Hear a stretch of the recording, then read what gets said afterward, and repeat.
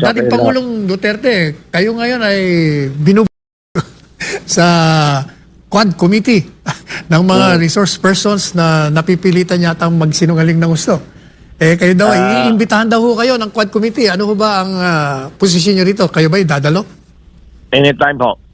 Nakatanggap na po ba kayo ng imbitasyon? Wala pa. But I would be happy to appear in both the upper and the lower house of Congress. Without preempting the questions to be asked by the Quad Committee, assuming that you receive the invitation, assuming further that you attend, ano po bang masasabi nyo sa mga nababasa natin sa pahayagan patungkol sa inyo, patungkol sa mga di umanong kaalyado nyo na bumabaliktad? Ano po bang masasabi niyo ron? Well, let us begin by saying that that is really what his life is all about. Temporary alliances, friendships that are fragile, friendships founded on shaky grounds, but yung friendships that are nakadikit talaga sa lupa, kagaya ng pagkakaibigan natin.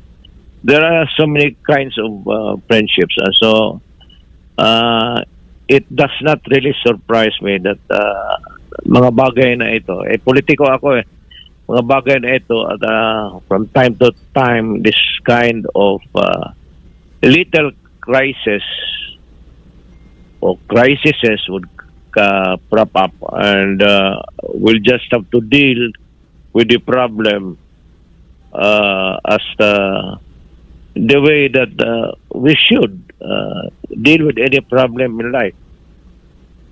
Ganun ang tingin ko, Sal.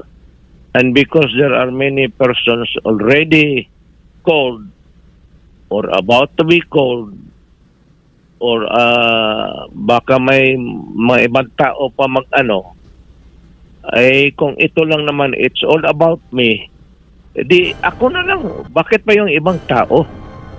Ako na mismo ang tawagin nila at ibibigay ko sa kanila ang sagot na gusto nila.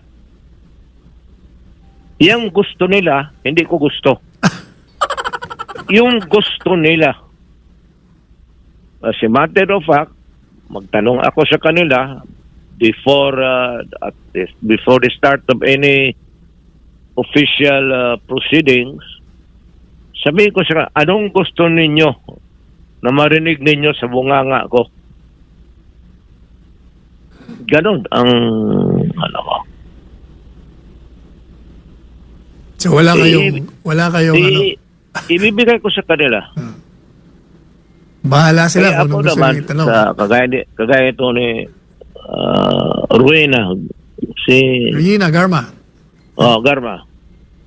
Yan si Garma, laking Davao yan. Laking pulis sa Davao yan. Yan pa sila Leonardo.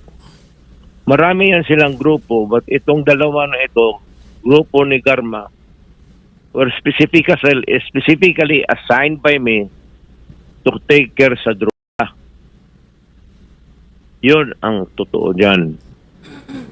Ngayon, there is may marinig ka dyan sa narrative ni Garma na magkuha ka ng Iglesia ni Cristo.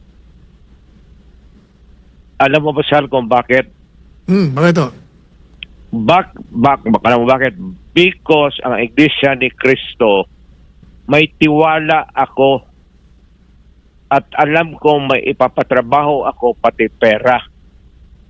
Yung si Leonardo ng Iglesia ni Cristo, sabi ko magkuha ka. Hindi naman kailangan na kaibigan mo yan personal.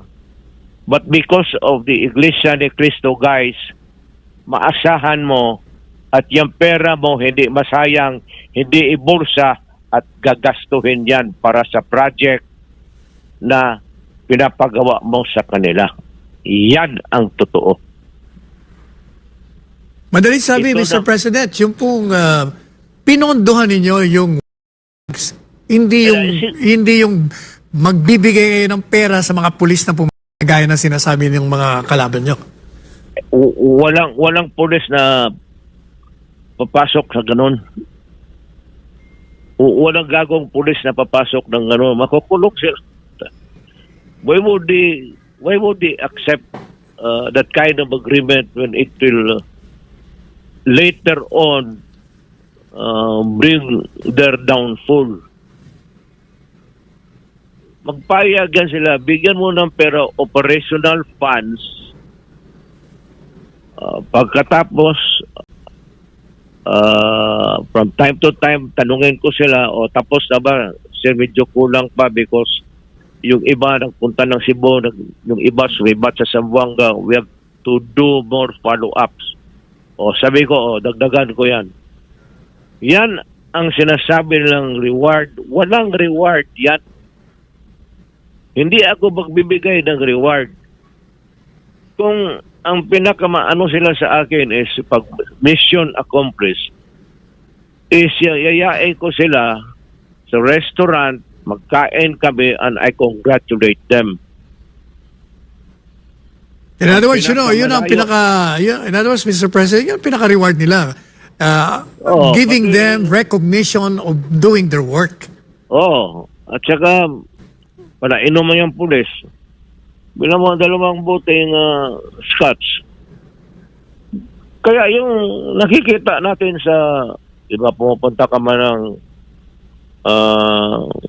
doon kay sa sa bar ni Bong.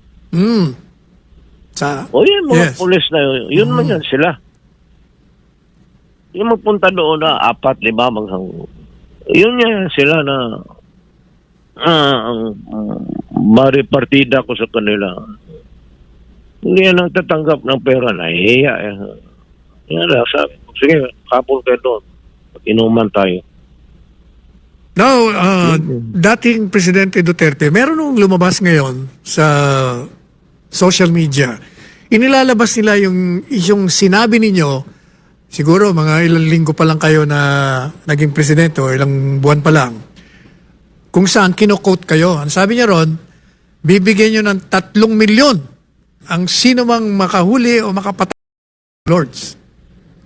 No. Kino-quote, ano bang, yun ang ginagamit nila na nagpapatunay, kita mo, umaalok siya ng 3 milyon para makahuli o ang sabi ko naman, sabi ko, alok yun siguro sa mga tao, hindi sa mga pulis, kasi yung pulis, trabaho nila yun Kung baga, magbigay ka ng impormasyon sa mga yan. Ito, binibigyan ko sila ng operational funds. Pero ito talaga ang order ko sa kanila. Nagtuturo ako ng criminal law at criminal procedure sa Police Academy dito. Go out and hunt for them. This is a recorded history na ito, pabalik-balik na ito. You can, as a matter of fact, you can replay it and replay it again. Fixture na ito.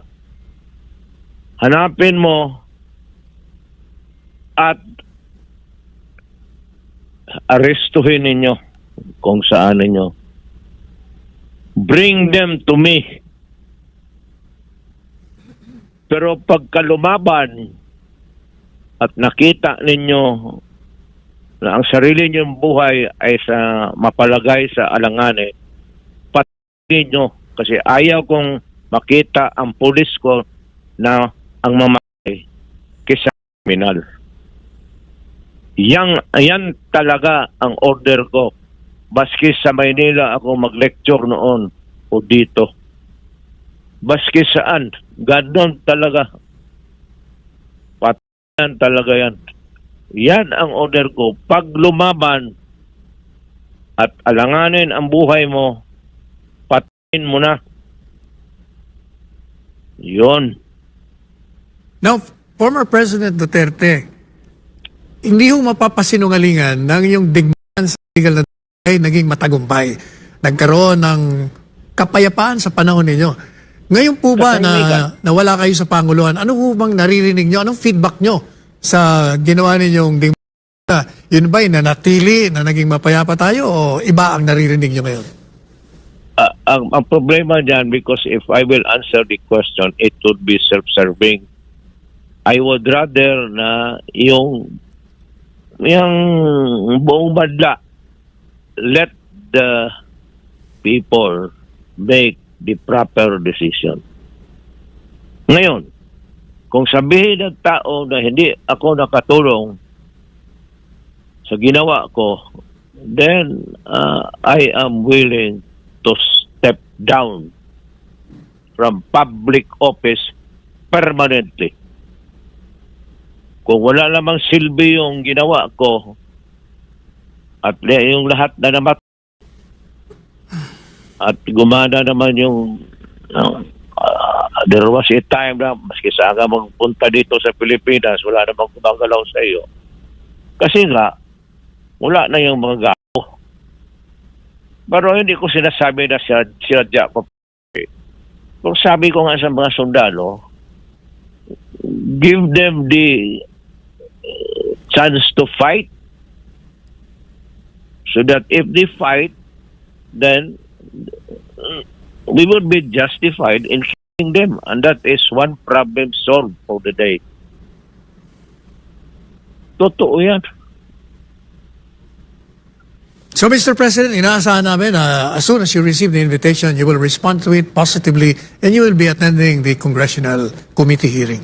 Of course, it's an institution of government. So, hindi naman ako presidente. I'm just an ordinary man, a plain citizen. And maybe because of past actuations, I was president, they might want me to clarify, answer, or explain, or whatever. I'm ready for that. Okay, di maganda ho yan. Napakagandang event. Hindi ako atras dan. O di Sagutin po sila lahat. aasahan po ng taong bayan ang inyong pagdalo. These are exciting times. At marami akong sabihin sa taong bayan. Marami pong salamat, Presidente Duterte. Na-istorbo ko na kayo. Kayo pala bagong galing sa biyahe.